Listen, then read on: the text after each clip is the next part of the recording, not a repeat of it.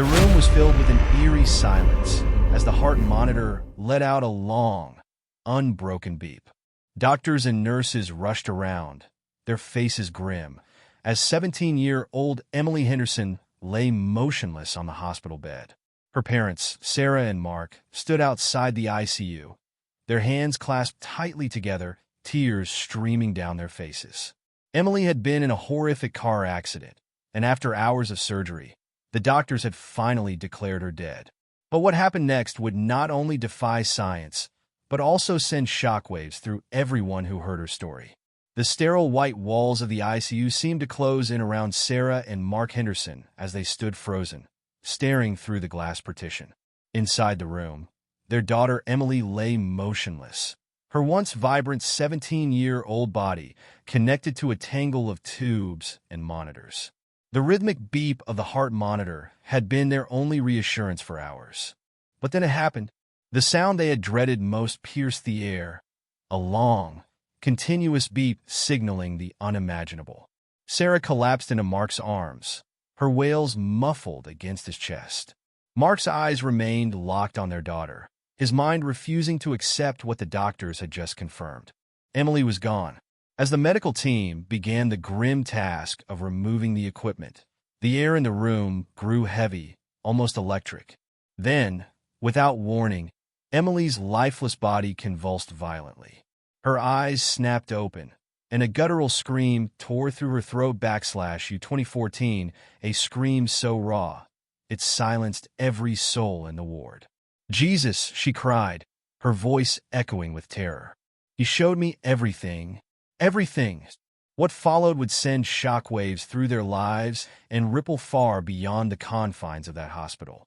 Emily had returned, but she was no longer the same, and the message she carried was a warning, one that humanity could not afford to ignore. It was a chilly autumn evening, the kind where the fading sunlight bathed everything in golden hues. Emily had stayed late after school, practicing with her soccer team for the upcoming championship. The air was filled with laughter and the sound of cleats striking the turf as Emily waved goodbye to her teammates, slinging her backpack over her shoulder. "Do you want to ride?" her best friend Lily called out from the driver's seat of her car. Emily shook her head. "No, thanks. I'll walk. It's such a nice evening. Plus, I need to clear my head for the chemistry exam tomorrow." She took her usual route home, a path that meandered through Maple Avenue, a quiet street lined with towering oak trees. Emily had always loved this stretch of road. The rustling leaves and distant hum of traffic gave her a sense of peace. But that evening, peace was the furthest thing from what awaited her. As she crossed the intersection, Emily was lost in thought, mentally reviewing chemical formulas and balancing equations. She didn't notice the car speeding down the road, a sleek black sedan driven by 19-year-old Jake Turner, who was texting while driving. Jake's phone buzzed in his lap, and he glanced down for just a moment. It was a moment too long. By the time he looked up, it was too late. The car barreled toward Emily, the headlights illuminating her stunned face just before impact. The force of the collision was catastrophic, flinging her body through the air like a discarded doll. She landed hard on the pavement, her lifeless form crumpled beneath the fiery hues of the autumn sky. Jake slammed on the brakes, his heart racing as he stumbled out of the car, muttering, "Oh my God, no, no, no." Neighbors ran from their homes, their faces pale with horror, and someone screamed, "Call 911." Minutes later, the wail of sirens filled the air. Paramedics rushed to the scene, their hands steady but their eyes grim as they worked to stabilize Emily's broken body.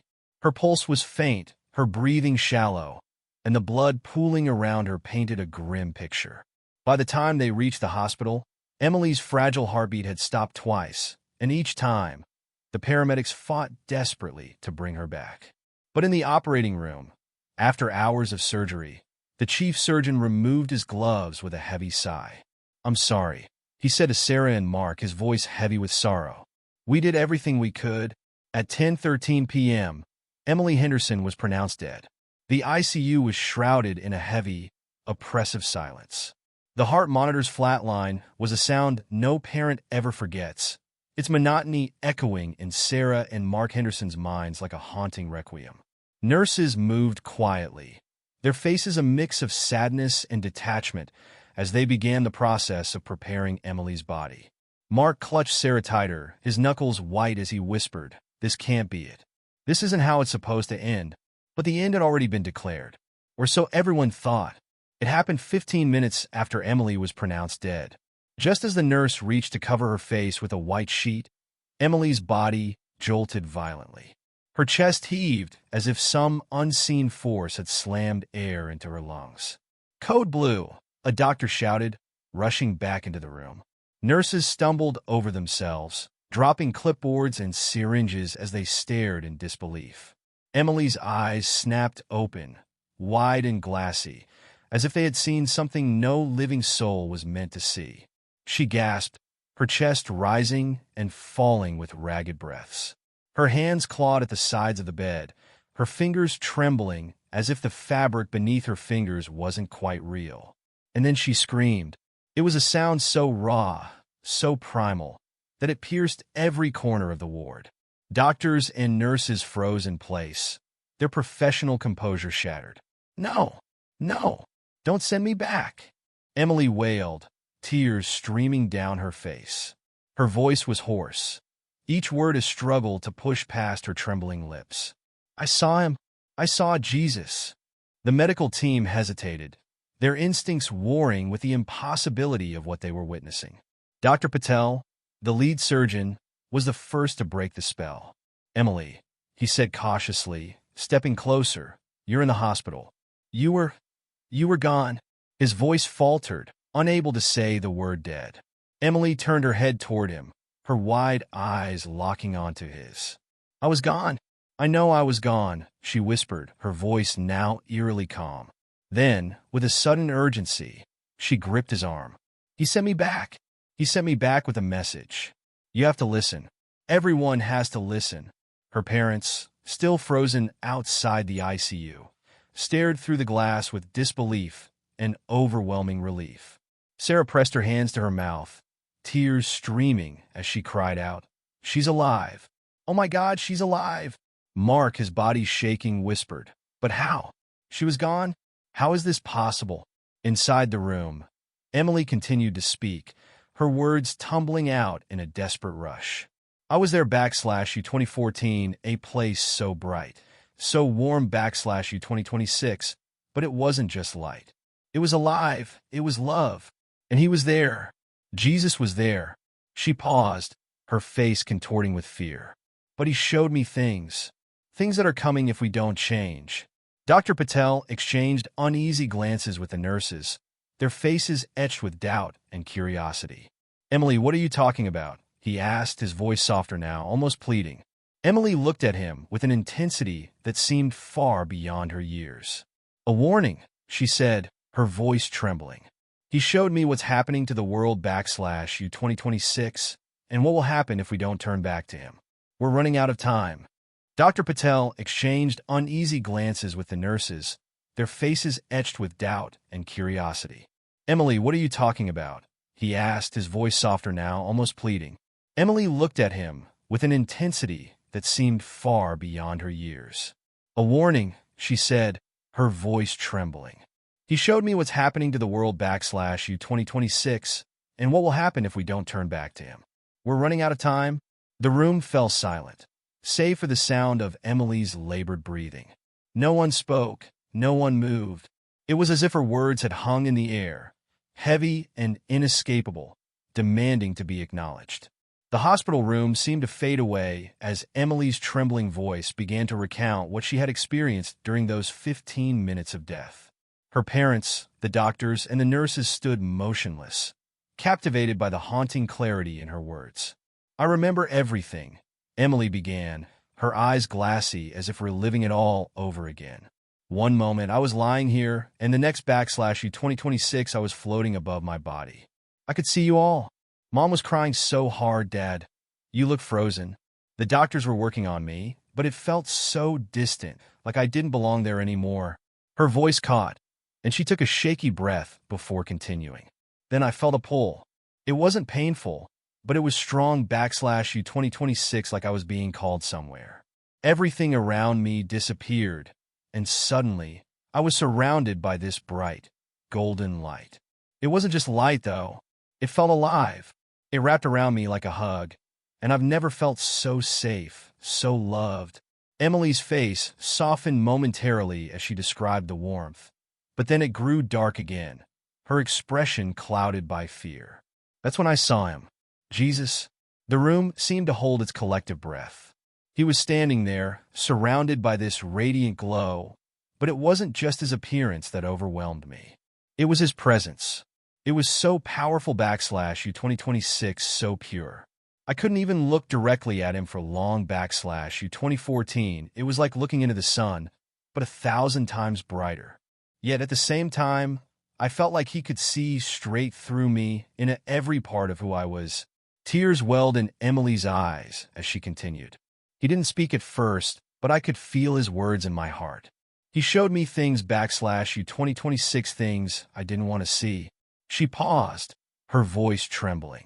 I saw the world, but it was broken. People were hurting each other, ignoring each other. There was so much anger, so much selfishness. And then he showed me what would happen if we didn't change. Emily's body tensed as she spoke, her hands gripping the edge of the hospital bed. I saw cities burning, entire landscapes swallowed by fire and ash. The sky was dark, and there were screams everywhere /U 2026, so many screams. People were running, terrified, but there was nowhere to go. And the worst part /U 2026, her voice broke, and she sobbed softly before whispering. The worst part was the emptiness. There was no love left. It was like the world had been drained of every good thing. Her mother, Sarah, let out a quiet sob, clutching Mark's arm as if to steady herself. Emily looked at them, her eyes pleading. Jesus told me this wasn't his punishment. It wasn't some wrathful judgment. It was the result of what we're doing to ourselves. He said we're tearing apart the fabric of love and compassion. And if we keep going like this, the world won't just end /U 2026, it will unravel. The room was deathly silent, the weight of her words settling like a heavy fog. And then he said something I'll never forget. Emily continued. You have free will. What you sow, you will reap. But it's not too late. Tell them it's not too late. Dr. Patel, who had been silently listening from the corner, finally spoke, his voice soft but uncertain. Emily, are you saying this was /U 2026, a vision of the futures? Emily nodded solemnly. It's more than that. It's a warning. We're standing on the edge of something terrible, but we can change it. He showed me glimpses of what the world could be if we turned back to love /U 2026 to him. It was beautiful, a world full of kindness, understanding, and unity. But it's up to us to choose. Her words hung in the air like a challenge, resonating deeply with everyone in the room. Whether they believed her or not, the vividness of her story and the raw emotion in her voice left them shaken to their core. Emily's hands trembled as she clutched the thin hospital blanket, her voice wavering but steady enough to hold everyone's attention. It wasn't just a dream, she began, her eyes staring far past the walls of the room as if she were still there. It was more real than anything I've ever felt in my life. I was somewhere else, a place where time didn't exist. It was heaven. Her parents exchanged a glance, torn between relief that their daughter was alive and fear of what she was about to say. I was standing on a vast field of light, Emily continued, her voice filled with awe. The ground wasn't solid like here. It shimmered, almost like it was alive, flowing with energy. Everything was bathed in golden light, but it wasn't blinding. It was warm, comforting, and so full of love that it felt like it was holding me together. She hesitated, her gaze dropping as tears spilled down her cheeks. And then I saw him. Jesus. A sharp intake of breath came from her mother, Sarah, who clutched Mark's hand tightly. Emily's face lit up, though her expression remained solemn. He stood before me, wearing white robes that seemed to glow from within. His face, I can't even describe it. It was like looking at the sun, but his eyes, they were the most beautiful, piercing eyes I've ever seen. They weren't just looking at me. They were seeing through me into every corner of my heart. I felt so exposed, but also so safe. Emily's voice cracked as she went on. He didn't speak, not at first, but I could feel his words inside me, like they were planted directly into my soul. He showed me things I didn't want to see. Her grip on the blanket tightened, and she shuddered as if trying to shake off the memory. I saw the world, our world. It was covered in shadows, not like night, but something darker, heavier. There was chaos everywhere. People fighting, screaming, hurting each other. Families were torn apart, and no one cared. It was as if love had been completely erased. The room felt eerily silent, the weight of her words pressing on everyone like an invisible force.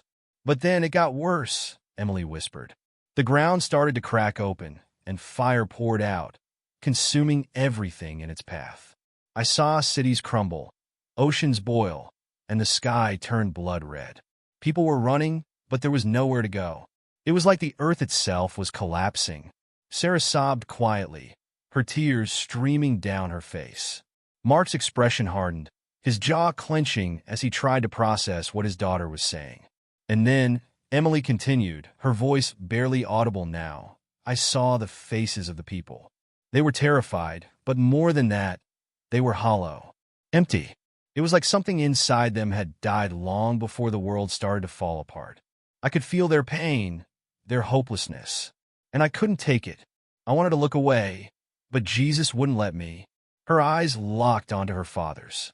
He said, "This is what happens when love is abandoned. When humanity turns away from the light and chooses selfishness, greed, and hate. This is what they are creating with their own hands." Tears streamed down Emily's face, and she shook her head. Emily's hands clutched the edges of the hospital bed as her voice dropped to a chilling whisper. After he showed me the beauty of what could be, the world filled with love and light, everything changed. The warmth of the light faded, and I was plunged into darkness. It wasn't just the absence of light. It was a living, breathing shadow that seemed to claw at me, suffocating and cold. Her parents leaned closer, their faces pale, as if they could sense the dread in her words.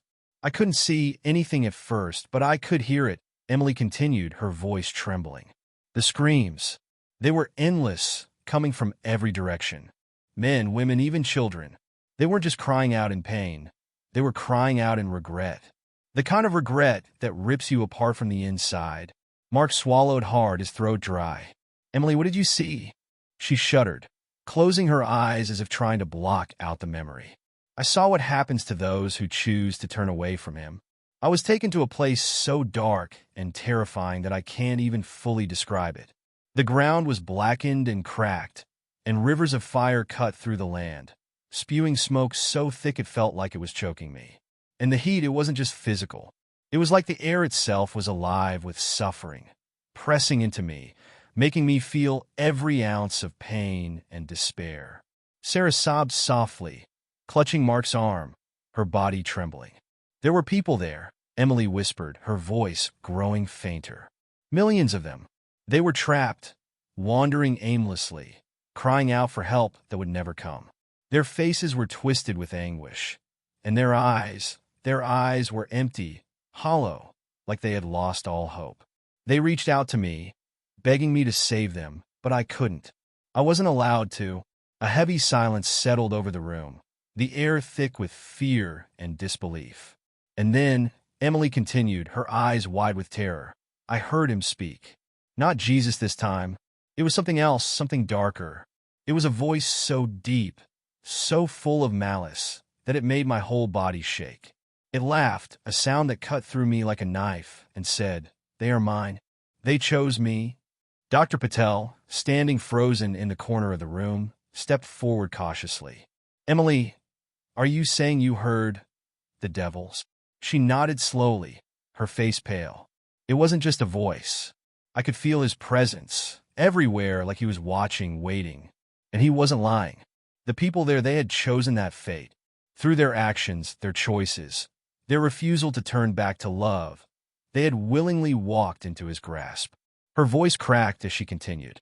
"Jesus told me that this was the future for so many if we don't change. He said the world is teetering on the edge, and every hateful act, every moment of selfishness, pushes us closer to that place. But he also said it doesn't have to end this way. We still have a choice. Emily's eyes darted around the room, her gaze locking onto each person as if pleading with them to understand. The warning isn't just for me. It's for all of us. He sent me back to tell you, to tell everyone, that we can still turn back. But the time to do so is running out. The room was deathly quiet, the weight of her words pressing down on everyone like an invisible force. Even the hum of the hospital equipment seemed to fade into the background, as if the world itself was listening. Finally, Emily leaned back, her voice barely a whisper. "Please," she said, her eyes welling with tears. "Don't ignore this. Don't let this warning go unanswered. We can't let that darkness win." The room buzzed with an uneasy silence, the kind that wrapped around every heart and mind, forcing everyone to grapple with Emily's words. Her parents, Sarah and Mark, sat frozen, their expressions a chaotic blend of disbelief, fear, and anguish. Dr. Patel and the nurses exchanged glances, their professional masks cracking under the weight of what they had just heard. Mark broke the silence first, his voice heavy with a desperate edge. "Emily, sweetheart, I don't know what to say. What you're describing, He trailed off, rubbing his hands over his face, searching for the right words. "It's impossible," Sarah finished, her voice trembling. She shook her head, tears streaming down her face. "Honey, you were unconscious. The doctor said you were without oxygen for minutes. Maybe it was a hallucination? Something your brain conjured while you were gone." Emily's heart sank. She had feared this reaction, but hadn't been prepared for how much it would hurt. "It wasn't a hallucination, Mom," she insisted, her voice firmer than she expected. "I know what I saw. I felt it. It was more real than anything I've ever experienced." "But Emily," Sarah pleaded, her hands gripping the edge of the bed, "you're saying you saw Jesus, that you spoke to him, and the devil? And you're telling us the world is on the brink of destruction? Do you realize how unbelievable that sounds?" Emily's eyes filled with tears, but she refused to back down. "I know it sounds crazy. I know it's hard to believe, but it's the truth. I wouldn't lie about this, Mom. You have to trust me." Mark stood abruptly, pacing the room with heavy steps. "Trust you? Emily, you were dead. The doctors told us you wouldn't come back. And now you're saying you came back with a message from Jesus himself? What are we supposed to do with that?"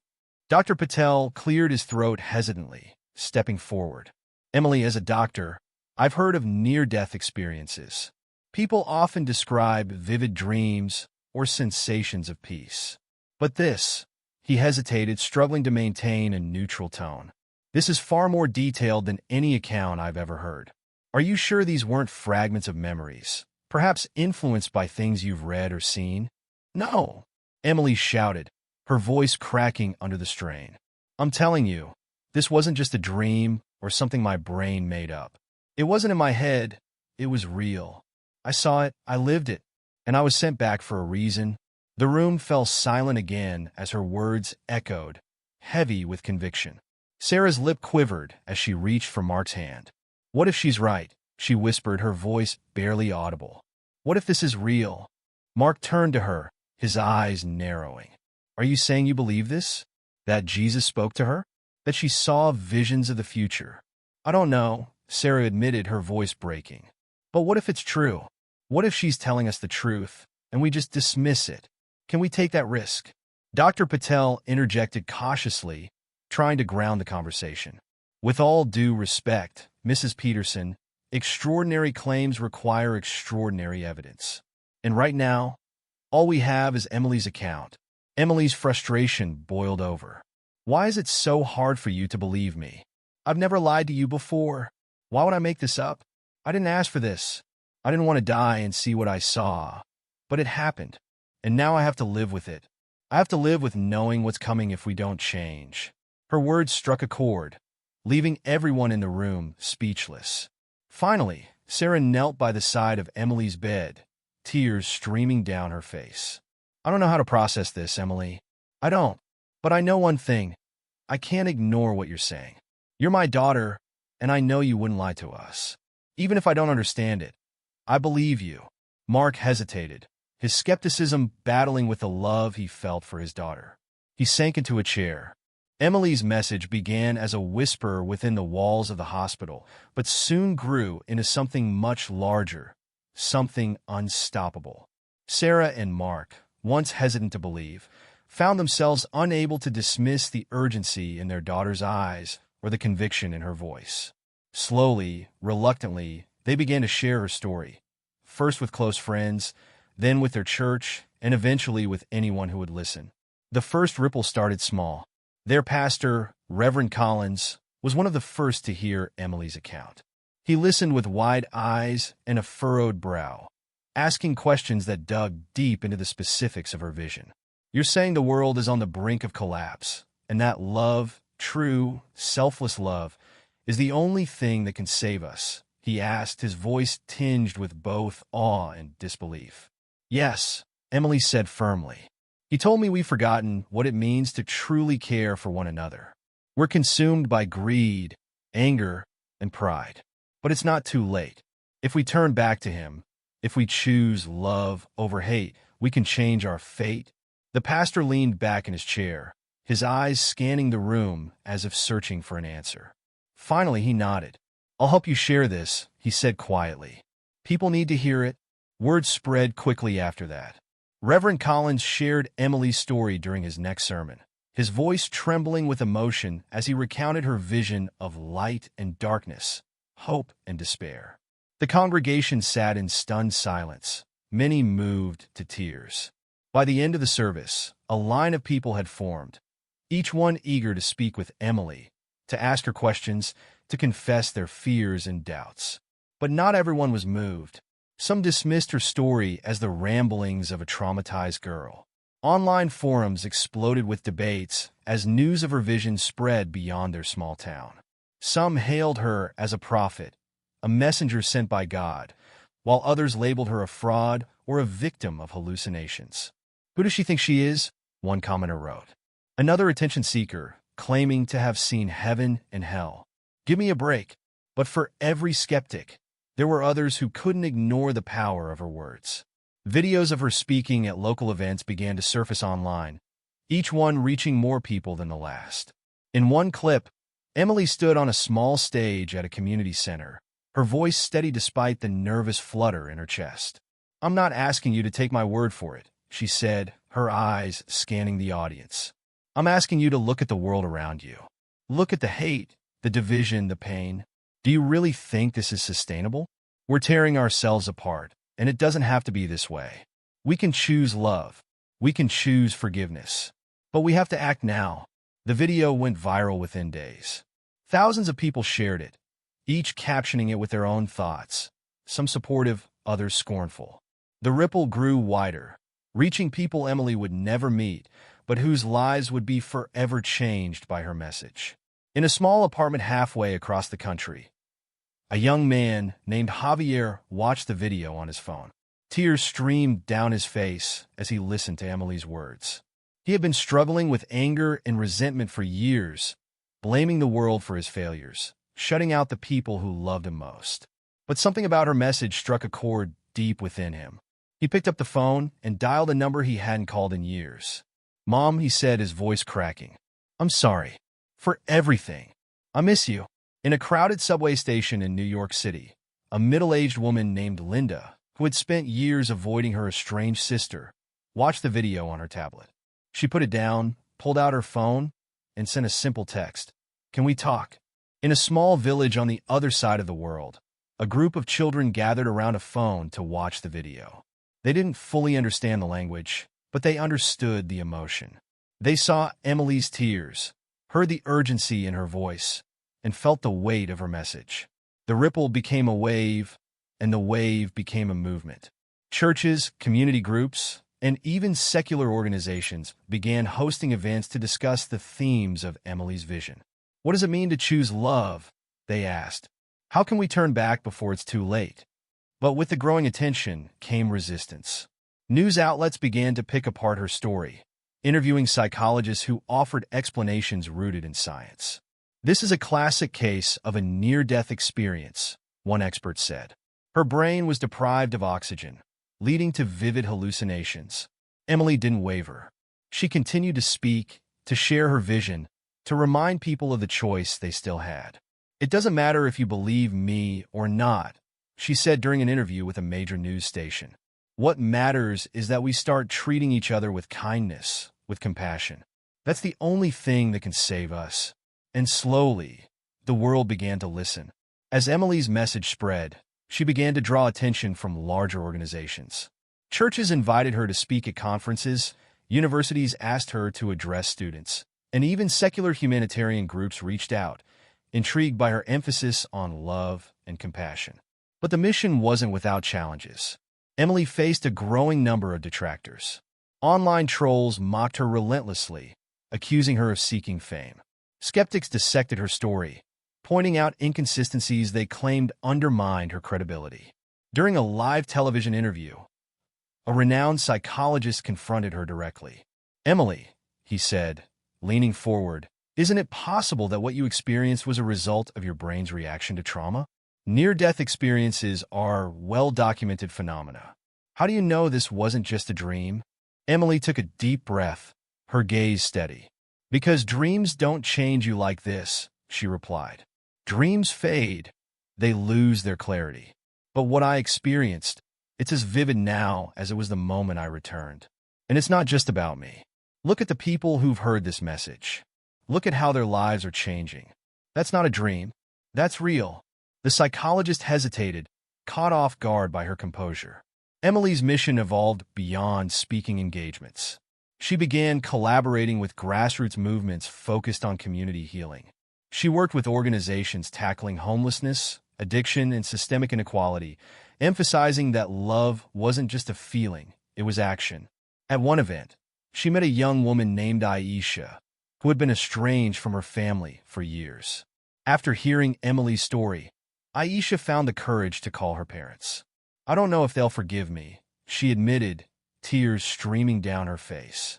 Emily took her hands gently. "Forgiveness starts with you," she said. "And even if they don't, you've planted the seed. That's where change begins." Aisha did call, and to her surprise, her parents not only forgave her, they begged her to come home. These stories fueled Emily's resolve. For every person who doubted her, there were 10 more whose lives had been transformed. As Emily's message continued to spread, it began to transcend borders. Her story was translated into dozens of languages, and she started receiving invitations from countries around the world. In a small village in India, a group of women organized a community gathering to discuss how they could heal old feuds. In Brazil, a pastor shared her message with a congregation of thousands, leading to a surge.